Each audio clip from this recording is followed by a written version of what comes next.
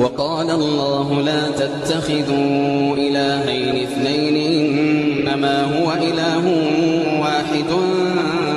فإياي فارهبون وله ما في السماوات والأرض وله الدين واصبا أفغير الله تتقون وما بكم من نعمة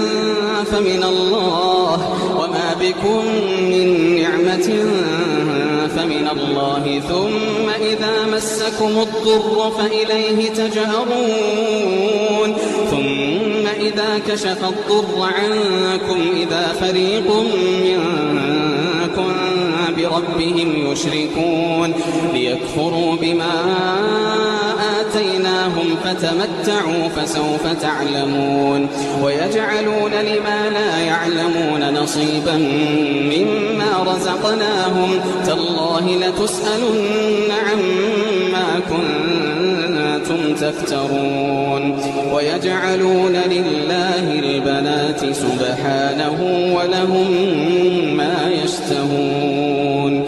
وإذا بشر أحدهم بالأنثى ظل وجهه مسودا وهو كظيم